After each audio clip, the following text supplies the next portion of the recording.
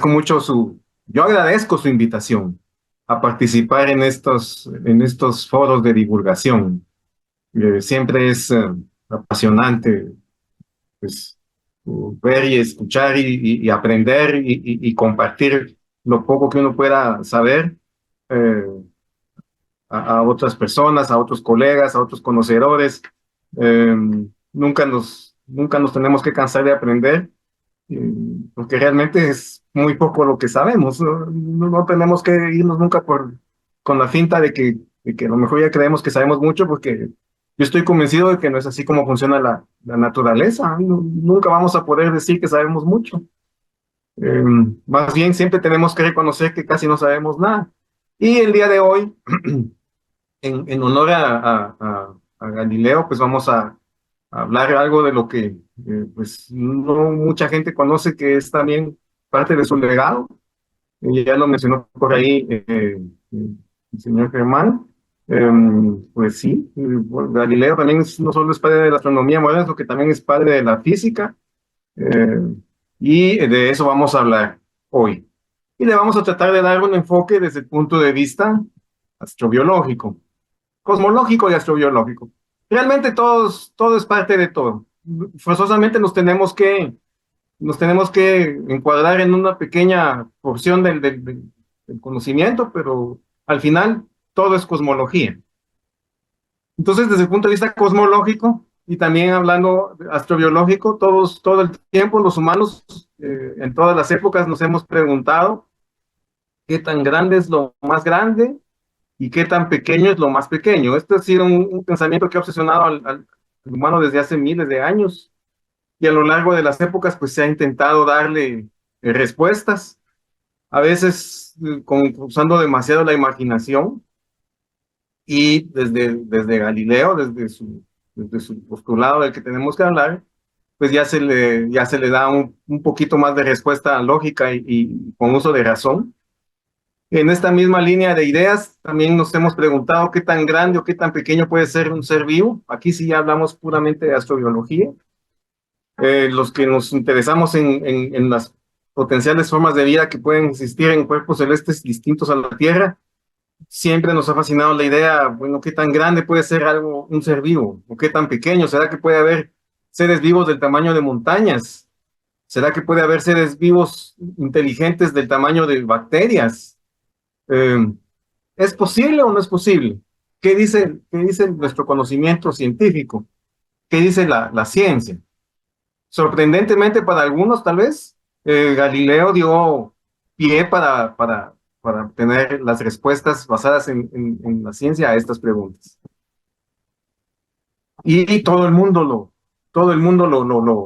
lo piensa en algún momento. Este es un meme que podemos observar en páginas de divulgación de Twitter perdón, de X y de Facebook. ¿Qué pasaría si nuestro sistema solar solo es otro átomo? Seguramente muchos en algún momento lo hemos pensado, pero ¿es válido ese pensamiento? Bueno, rápidamente tendría yo que decir que no. Los hallazgos los descubrimientos de la mecánica cuántica han sido categóricos. El sistema solar no se parece en lo más mínimo a un átomo. La visión del átomo de Niels Bohr, de una serie de los electrones rodeando un núcleo, a manera de planetas rodeando el Sol, no es para nada adecuada. Ya sabemos que los electrones se comportan como una nube de probabilidad alrededor del núcleo atómico. Así que esta estaba fácil, relativamente fácil de responder. Nuestro sistema solar realmente no es otro átomo, por lo menos no la concepción de átomo que tenemos. Pero seguimos, ¿verdad? Preguntándonos qué es lo más grande y lo más pequeño. Muchos de ustedes seguramente recordarán a Horton y el mundo de los quién. Esta es una obra de un historietista y caricaturista famoso en los Estados Unidos. Se hacía llamar el Doctor Zeus. Y este elefantito, pues en una muta de polvo hay un mundo entero, una civilización entera de microseres que se llaman los quién. Y del otro lado, pues podemos observar un fantástico episodio de la serie animada de Los Cuatro Fantásticos del año 1967, producida por Hanna-Barbera, que se llama El micromundo del Doctor Doom. En este episodio, El doctor Doom reduce a los Cuatro Fantásticos al tamaño de un átomo y resulta que en los átomos también hay una civilización de seres no solo inteligentes, sino que altamente tecnológicos. También aquí ya podríamos irnos dando una idea de que no podríamos esperar que haya algo vivo del tamaño de un átomo, o por lo menos los Cuatro Fantásticos no hubieran podido estar vivos del tamaño de un átomo porque las moléculas de oxígeno no hubieran podido entrar a sus pulmones y se hubieran muerto sofocados. Así que la física, la biología van poniendo sus límites. Um, no tenemos que dejar que nuestra imaginación nos juegue una mala pasada. Está bien que tengamos imaginación, pero tampoco tenemos que dejar que nos arrastre. En la película Men in Black podemos observar hacia el macrocosmos un ejemplo totalmente opuesto a lo que acabamos de mencionar, ni civilizaciones en motas de polvo ni en átomos, sino que para el final de la película Hombres de Negro, Men in Black del 97, todo el universo es una esfera que es una canica, un 5 en manos de una especie de extraterrestres hipergigantes o ultragigantes que se divierten jugando con universos, a manera de juego de canicas o de cincos, como les decimos aquí en Guatemala. Por supuesto, aquí también, pues podríamos desde ya considerar que es un vuelo de fantasía. No hay tantas leyes biológicas aquí en juego, pero sí las leyes de la escala de las que tenemos que hablar, que son el meollo de nuestra conversación en esta tarde. Entonces, el tamaño sí es importante, definitivamente, en física, en biología, en astrofísica, en química, en mecánica clásica, en mecánica cuántica, definitivamente el tamaño sí importa. Y el pie de esa, o la base de esa ley viene desde la antigüedad. Incluso vamos a ver que fue Arquímedes el primero que la mencionó, pero fue Galileo el que le dio el, el revestimiento de método y de pensamiento matemático que la hizo una ley científica válida toda la extensión de la palabra, de la ley, de la regla. El tamaño entonces de las cosas y de los seres vivos no puede aumentar arbitrariamente. Vamos a enfocarnos en los seres vivos, ¿verdad? La astrobiología es realmente mi cátedra en la universidad y aunque me apasionan mucho la cosmología y la astrofísica, vamos a intentarnos centrar en este momento en los seres vivos.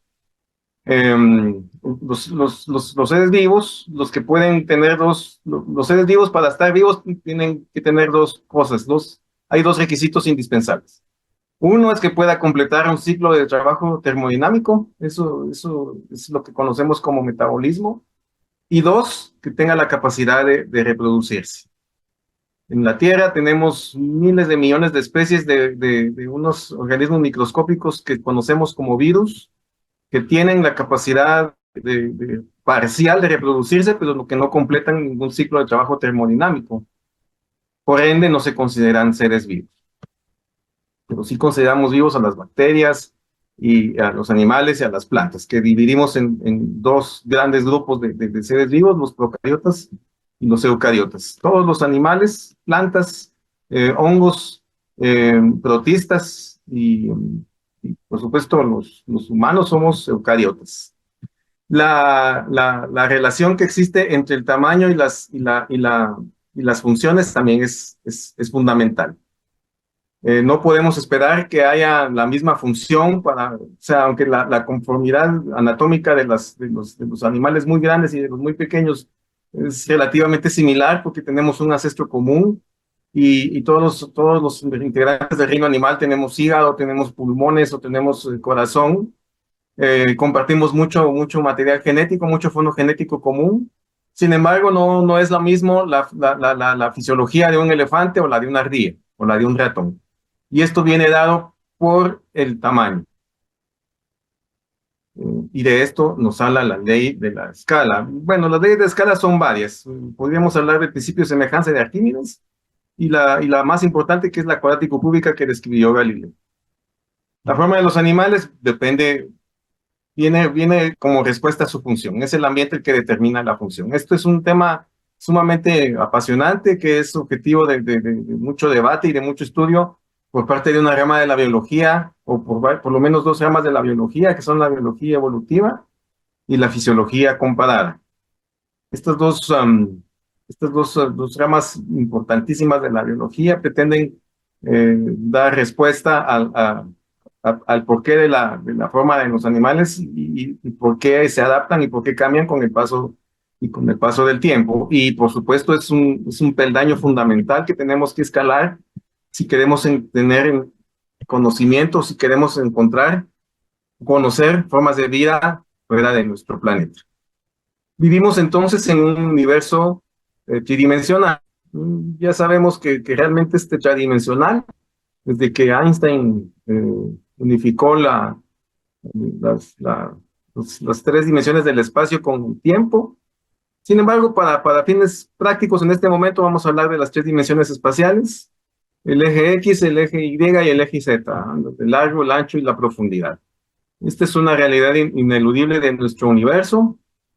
Y esto también juega un papel crucial, vital, desde el punto de vista del tamaño y de la función de los animales.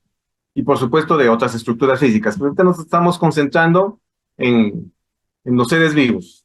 La razón de ser más importante tal vez en este momento de hablar de la ley cuadrático-cúbica, aunque aplica para todo, no solo para los seres vivos. Entonces vamos a dar algunas definiciones. Tal vez las más importantes serían dos, el volumen y la superficie. El volumen es la magnitud física que expresa la extensión de un cuerpo en tres dimensiones. O sea, hablando del cubo. Y la superficie es la magnitud que expresa la extensión de un cuerpo en dos dimensiones. Es decir, el cuadrado. La ley cúbico-cuadrática entonces usa estos dos parámetros, deducida brillantemente por Galileo.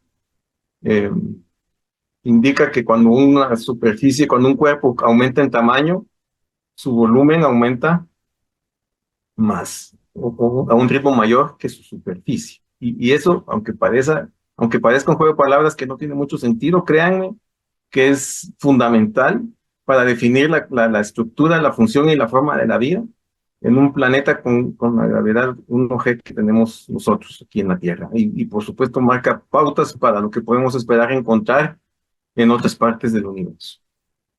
Y por supuesto también hay otras definiciones que tenemos que dar. Desde el punto de vista físico, la masa es importantísima también. Recordémonos que la masa es la propiedad del cuerpo que determina su aceleración cuando está bajo la influencia de una fuerza dada. En algún momento Galileo pues manejó estos conceptos y es interesantísimo darnos cuenta de que fue décadas antes de que se enunciara Newton. Pero ya Galileo tenía el concepto de esto, de volumen, de superficie, de masa, posiblemente de peso también, aunque eso realmente lo desconozco a ciencia cierta, porque también el peso es una consecuencia de la ley de la gravedad de Newton. Eh, Acordémonos que el peso va a ser la fuerza con la que es atraído un objeto hacia el centro de la Tierra, en este caso, o hacia el centro de un cuerpo celeste. De ahí que la masa del cuerpo celeste en cuestión va a determinar el peso del cuerpo que esté sobre su superficie. No pesamos lo mismo en la Tierra que en la Luna o en Marte, pero nuestra masa no cambia. Y es sorprendente darnos cuenta que muy posiblemente Galileo pues, habló de masa, lo más seguro es que sí, pero no estoy seguro si realmente también conocía o determinó el concepto de peso y la densidad, que es la cantidad de masa que hay en un determinado volumen. Estas cinco variables físicas nos van a permitir entender en mejor medida a qué se refiere la ley cuadrático-cúbica, especialmente los primeros conceptos, el volumen y la superficie. Aquí están las fórmulas matemáticas que determinan la superficie de objetos como el cilindro, la esfera o el cono. No nos vamos por supuesto, no vamos a entrar en detalle de la resolución de esas fórmulas matemáticas, aunque es menester pues en algún momento dominarlas. No es no hay que tenerle miedo a las matemáticas, ¿no? Las matemáticas son el lenguaje con el que se expresa la naturaleza, y eso también lo sabía y lo dijo Galileo. Y es notable que de una forma, no teniendo él los recursos como los que se podían haber tenido varios siglos después, logró demostrar o encontrar relaciones matemáticas donde aparentemente, o donde nadie más las había pensado, las había descrito antes. Y tenemos también otras variables físicas que es pertinente que recordemos: la fuerza, la presión, la energía, la velocidad, la frecuencia. Eh, Todo esto es menester tomarlo en cuenta cuando estamos escribiendo la ley de la escala o la ley cuadrático-cúbica, y su aplicación a la fisiología comparada a la biología evolutiva, y por supuesto al escenario de la astrobiología cuando estamos pensando en seres vivos que existan fuera de nuestro planeta.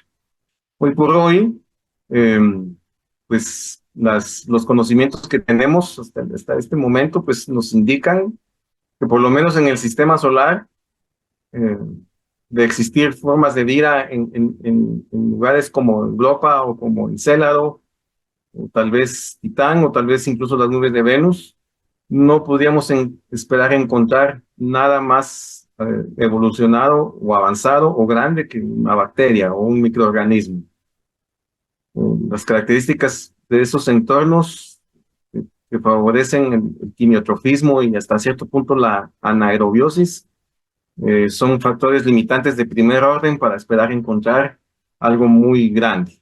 Así que por lo menos en nuestro sistema solar, encontrar algo, pues lo mejor sea del tamaño de un microorganismo, y aunque fuera eso, pues definitivamente sería un hallazgo notable. Fue en otras partes de la galaxia o del universo, nos gustaría pensar que hay algo más grande o que hay algo que se parezca a nosotros, pero pues todavía no tenemos evidencia de que existan, y los más recientes descubrimientos nos hacen pensar que sí, que son probables, o que son posibles, mejor dicho, pero no tan probables. Somos nosotros, los seres eucariotas de este planeta, somos una anomalía biológica y evolutiva. Nos vamos a salir un poco del tema, entonces vamos a regresar a las leyes de la escala. Tal vez el primero que habló de leyes de la escala fue Arquímedes, hacia el siglo III antes de Cristo.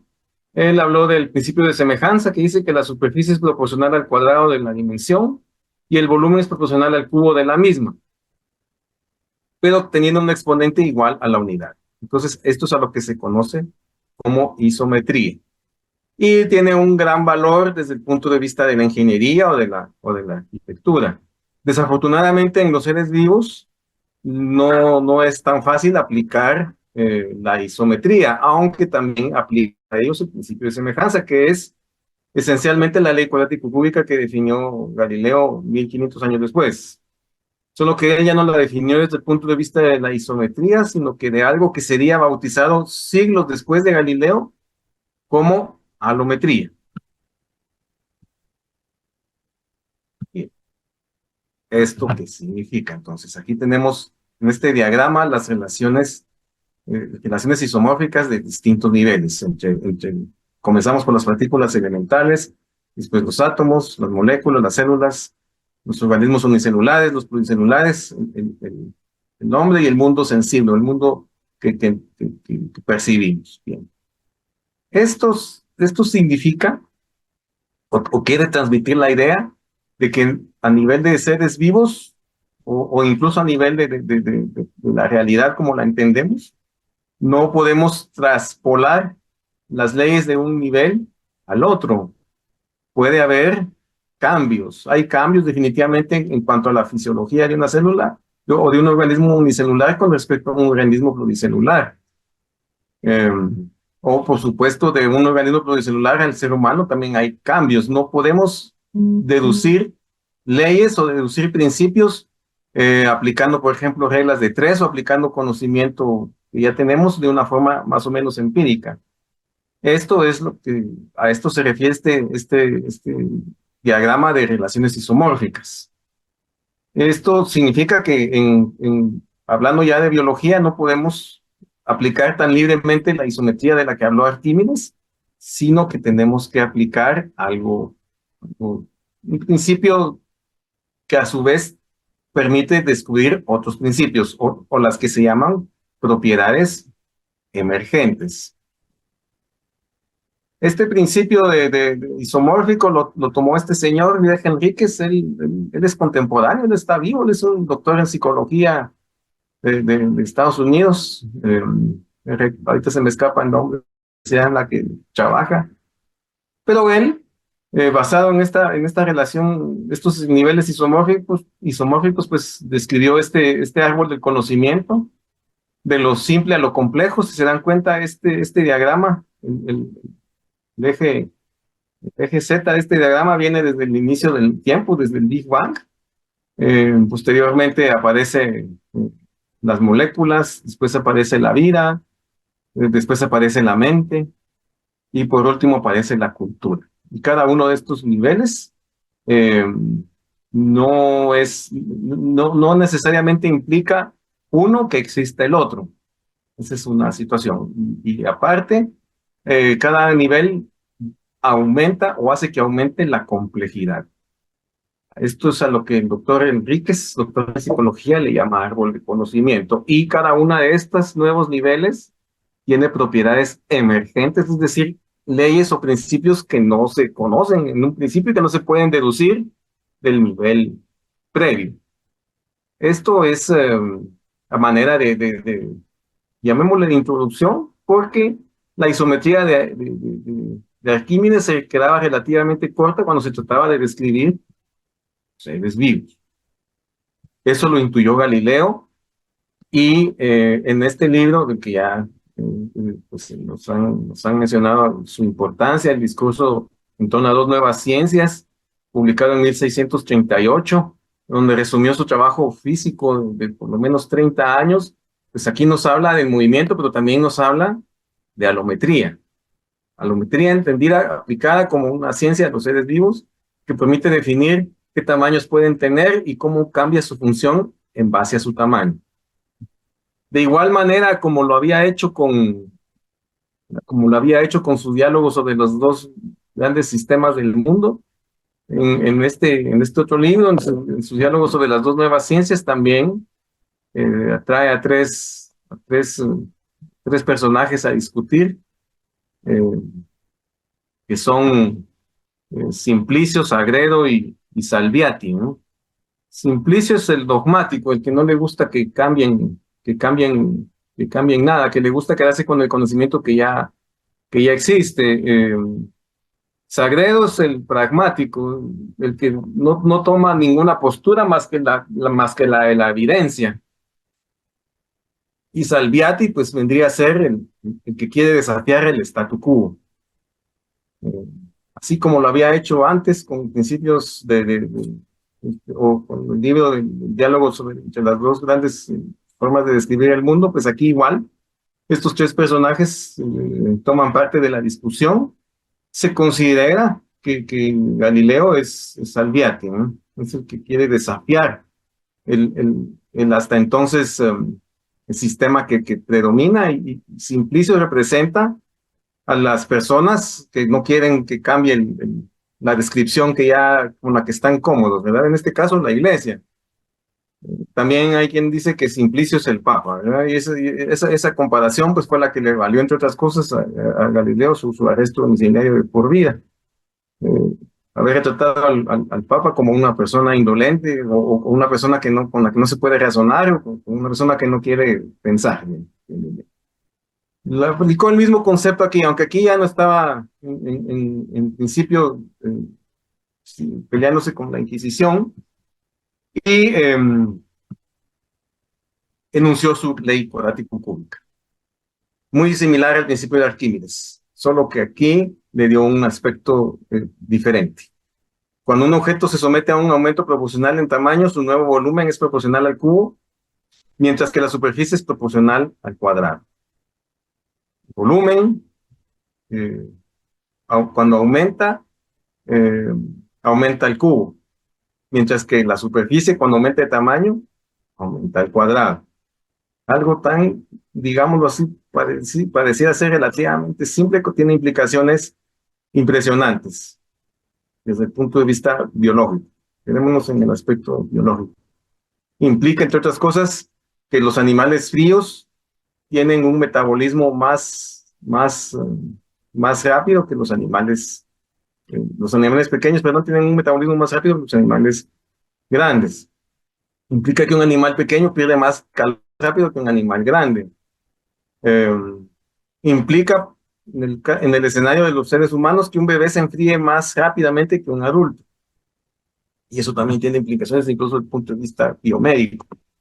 Implica que los animales pequeños, al tener un metabolismo más acelerado, viven menos. Bien. Entonces, cuando una forma crece en tamaño, su volumen crece más rápido que la superficie. También implica esto que no podrían existir gigantes como nos gustaría o como nos ha pensado a lo largo de la historia. Eh, Humanos o seres parecidos a nosotros, solo que descomunalmente grandes, 12, 15, 20 veces más grandes, que se mantienen erguidos, que tienen una conformación corporal similar. Definitivamente la ley de cuadrático cúbica de Newton de Galileo prohíbe por completo que algo así suceda en un planeta con una gravedad 1G como la que tenemos aquí en la Tierra. El volumen, entonces, aumenta al cubo, mientras que la superficie aumenta al cuadrado.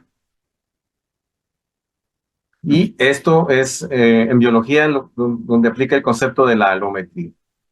La alometría, entonces, es la ciencia o se refiere al conocimiento de los cambios de dimensión relativa en las partes corporales correlacionados con los cambios en el tamaño total. Es un término del siglo XX, apartado de la isometría que tal vez en algún momento describió Arquímedes. Galileo posiblemente lo mencionó, pero el concepto como tal fue acuñado hasta 1986. Entonces, aquí tenemos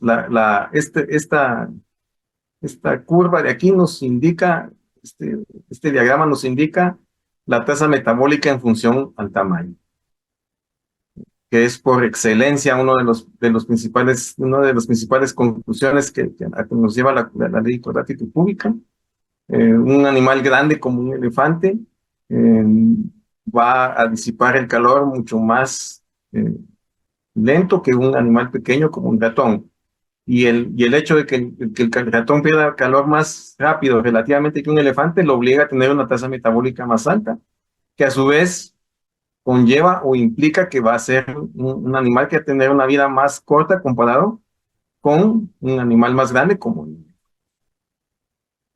esta es uno de los diagramas más preciosos en los que podemos ver plasmada la importancia biológica de la ley cuadrático-cúbica, de la ley que implica que el volumen aumenta al cubo y la superficie se eleva al cuadrado cuando aumenta el tamaño de algo. Hay distintos tipos de alometría, aquí tampoco nos vamos a meter demasiado porque nos perderíamos del aspecto central de nuestra discusión. Pero mencionémoslos, la alometría ontogenética, que se refiere al crecimiento relativo de los individuos, la filogenética, que es la que se refiere a los linajes desde el punto de vista evolutivo, la intraespecífica, que tiene que ver con individuos adultos de una especie, y la interespecífica cuando comparamos diferentes adultos de diferentes especies. Y hay una relación matemática aquí también. Hay un coeficiente alométrico y un exponente alométrico. No nos vamos a meter mucho a ese detalle matemático, pero me gusta mencionarlo porque existe y porque es una conclusión directa de la ley cuadrático-cúbica que expuso Galileo Galilei en su discusión sobre dos nuevas ciencias en 1638. Entonces tenemos nuestra relación superficie-volumen existiendo como meollo fundamental de este principio físico. El volumen aumenta el cubo y la superficie aumenta el cuadrado. Y esto impone limitantes que eh, no pueden violarse, por lo menos en un campo gravitatorio, insisto, como el terrestre. Pero no olvidemos también en el mundo, en nuestro entorno, tenemos una enorme variedad de formas de vida. desde los pequeñísimas micoplasmas, que son bacterias sumamente primitivas que infectan otras bacterias. Aquí estas son bacterias y la micoplasma son estos puntitos azules que su diámetro se mide en nanómetros prácticamente.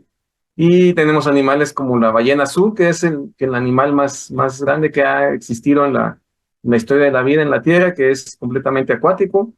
Y es acuático, o sea, su entorno, si fuera un animal terrestre, no podría dar un paso porque lo aplastaría a su propio peso. Aunque en la historia de la vida en la Tierra hemos tenido animales terrestres muy grandes, eh, se consideran variantes evolutivas que al final se cerraron sobre sí mismas y desde hace cierto tiempo ya no han existido estos seres tan inmensos. Por ejemplo, el Pagotitán mayorum, este se considera el más grande ser terrestre que alguna vez haya caminado sobre la superficie de la Tierra, allá en la Patagonia, una longitud de 37 metros y un peso que oscilaba entre las 70 a las 80 toneladas. Eh, ¿Por qué existió un animal tan grande y no han existido más en otros momentos? Incluso en el periodo carbonífero de la era paleozoica, donde había más oxígeno y había más, eh, más, más bosques, había más vida vegetal. Es cierto que en la era jurásica, en la era mesozoica, en el periodo jurásico de la era mesozoica, cuando vivió este animal, había bastantes bosques, pero su tamaño descomunal eh, lo- le imponía ciertas limitantes biológicas cruciales. Por ejemplo, tenía que pasarse todo el día comiendo. Eh, hay algunos biólogos evolutivos que piensan que creció tanto como un mecanismo de defensa, ya que su depredador, el Giganotosaurus carolini, podía llegar a tener hasta 12 metros de largo y pesar hasta 7 toneladas. Para cualquier otro animal de su entorno era un depredador letal, pero la adaptación de los saurópodos y en especial del pagotitán posiblemente eh, ya no dejaba de tener enemigos naturales. Sin embargo, el hecho de que tuviera que comer todo el día y de que el impulso nervioso entre su cerebro y su cola se tardara varios minutos en llegar para que el animal pudiera movilizarse era sumamente lento, es lo que da la pauta para pensar que este fue un callejón evolutivo sin salida y que eventualmente al extinguirse ya no se volvieron a presentar o a evolucionar seres de este tamaño. La hipótesis de la reina roja es una teoría evolutiva que intenta describir por qué pudieran haber estas anomalías como el pagotitán, eh, que indica esencialmente que entre las distintas especies existe una carrera armamentista. Si un animal crece, su depredador crece también. Si el animal se vuelve venenoso, su depredador desarrolla eh, inmunidad al veneno, etcétera. Es decir, hay una carrera armamentista entre presas y, y depredadores. La hipótesis de la reina roja pudiera en algún momento explicar mucho de lo que observamos, pero no es el único mecanismo que pueda existir para explicar evolución, o por lo menos la evolución en grandes periodos de tiempo. También existe la hipótesis del rey rojo, que indica que a veces los organismos, en vez de competir entre ellos, colaboran entre ellos. También nos saldríamos mucho de nuestro tema principal de conversación, eh, si nos metemos mucho a estos detalles, pero sí, vale la pena mencionarlos y recordar que animales tan grandes como los saurópodos, y especialmente el pagotitán, fueron una excepción más que una regla. Eh, los animales tienden a tener un tamaño límite que está dado por su entorno y por su capacidad de encontrar alimentos.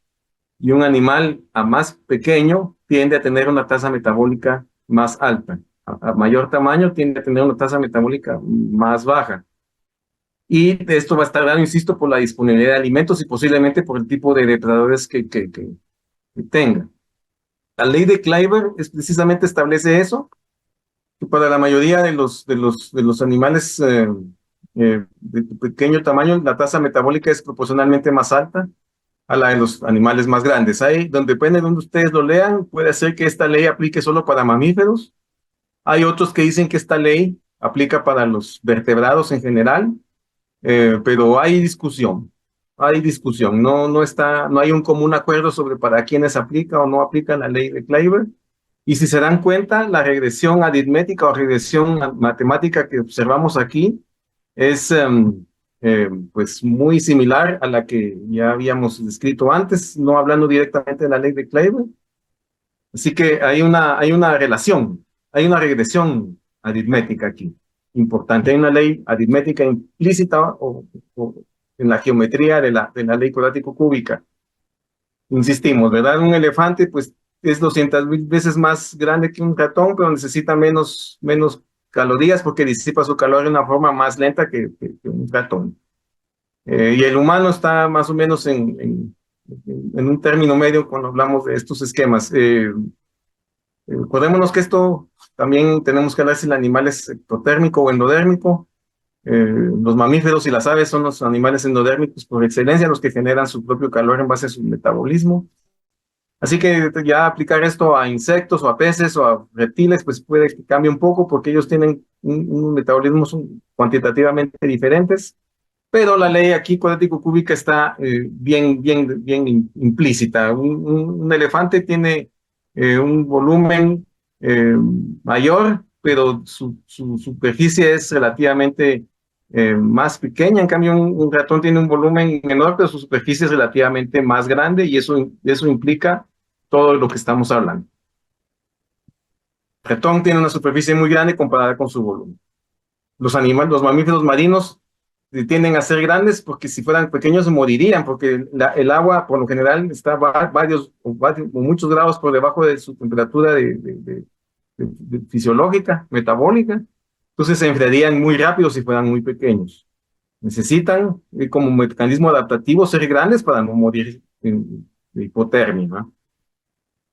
Así que aquí se cumple nuevamente la ley cuadrático-cúbica de Galileo. Ya mencioné esto, los bebés, pues es un problema biomédico de primer nivel, evitar que se enfríen, especialmente los prematuros.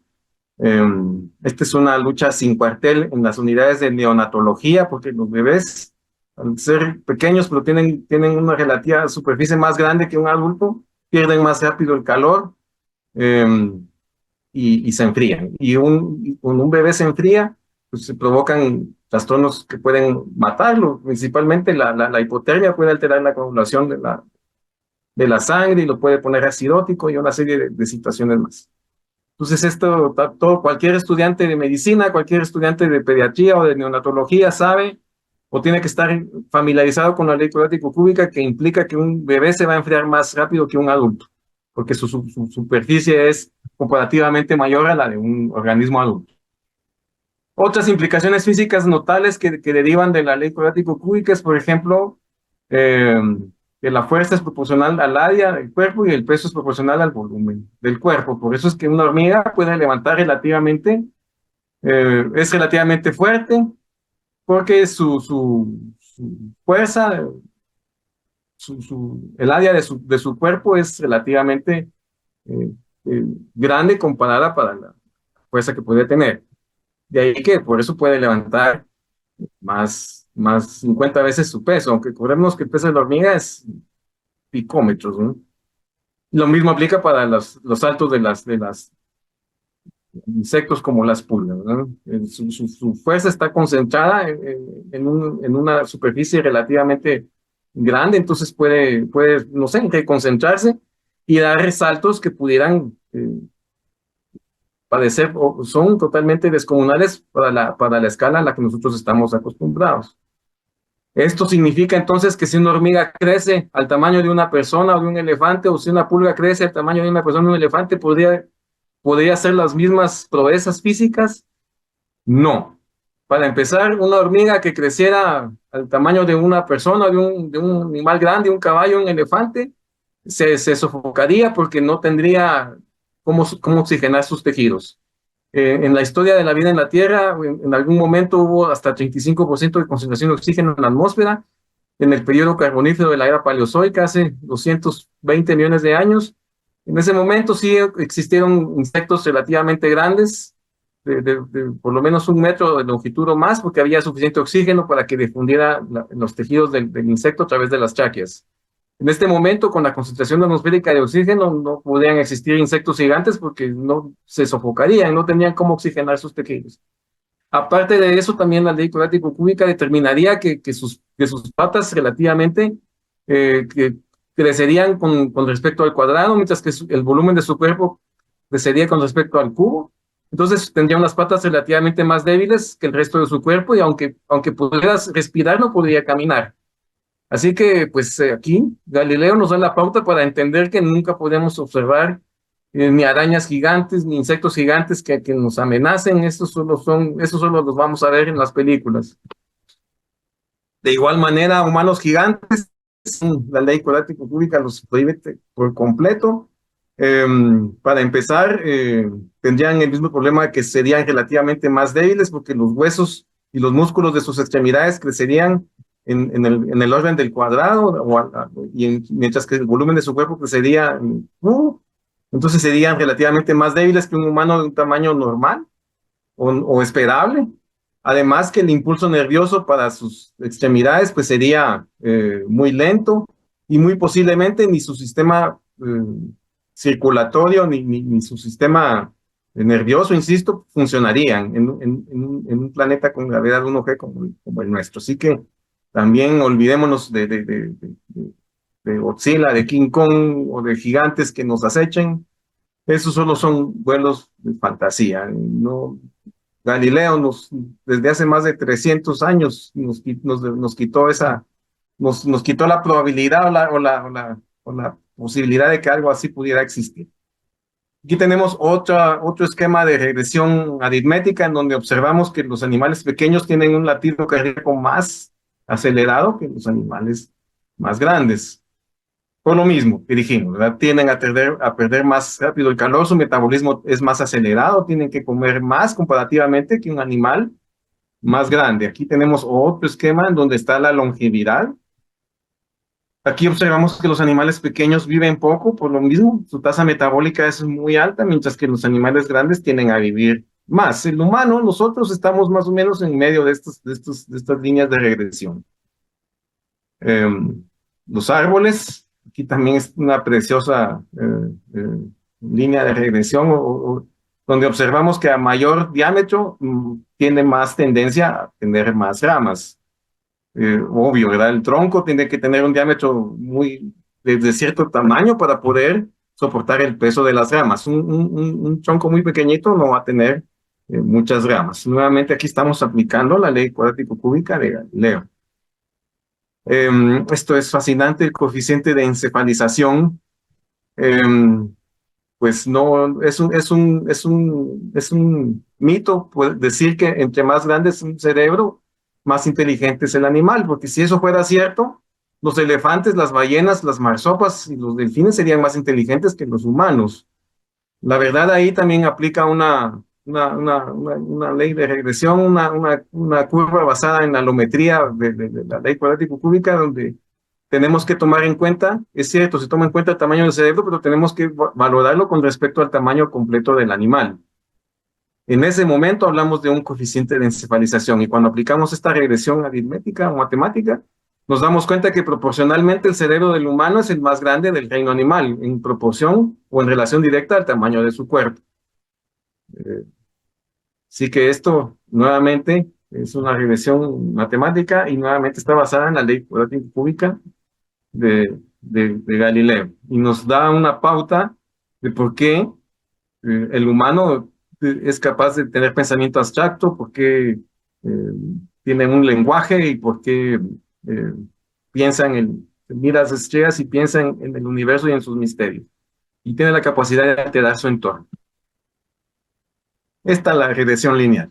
Este es un modelo matemático que fue descrito pues también a finales del siglo XIX, principios del siglo XX, pero es fascinante darnos cuenta de que estaba implícito en las leyes que Galileo describió hacia 1638, ya hace casi 400 años, ¿no? La regresión lineal es un modelo para determinar la relación entre dos variables dependientes. todo lo que hemos descrito hasta este momento, es aplicable a biología, es una regresión lineal. Así que lo que dijo Galileo de que la matemática es la forma en que es el lenguaje del universo, pues es cierto, ¿no? Más allá de cualquiera que quiera rebatir. Terminamos con esta reflexión, me gusta mucho, es del doctor Kaku, de su libro Física de lo Imposible.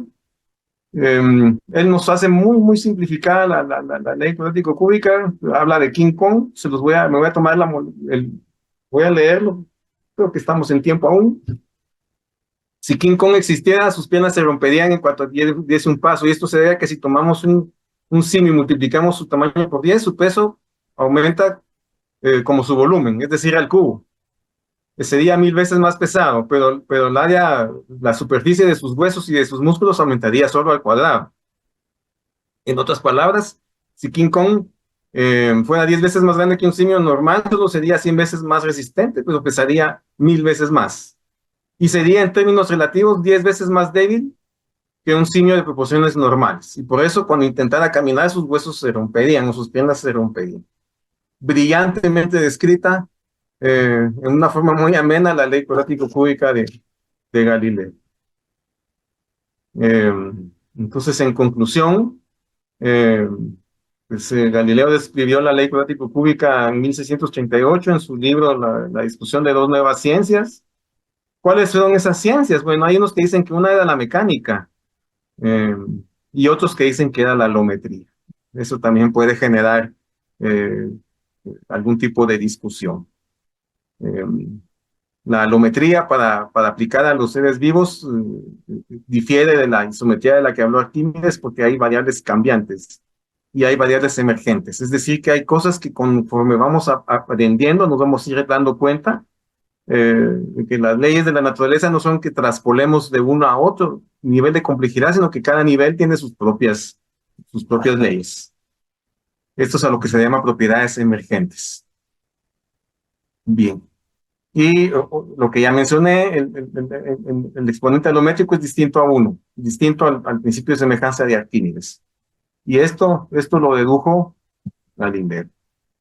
Aquí están mis dos principales fuentes de referencia para mi conferencia de este día. Como ya mencioné, el extraordinario libro de Física de lo Imposible, y también esta tesis del doctor Alonso Guzmán Peña, de su doctorado en física, que las recomiendo ampliamente, muy completo, muy didáctico, muy ameno para poderlo consultar, y describe esto pues de una forma fantástica y maravillosa.